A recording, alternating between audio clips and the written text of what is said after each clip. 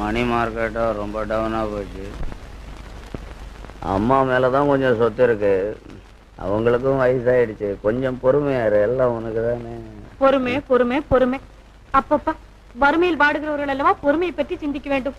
எனக்கு என்ன வந்தது? உனக்கு என்ன வருது? வர்றதெல்லாம் எனக்கு வருதே தவிர உனக்கு வர்றது.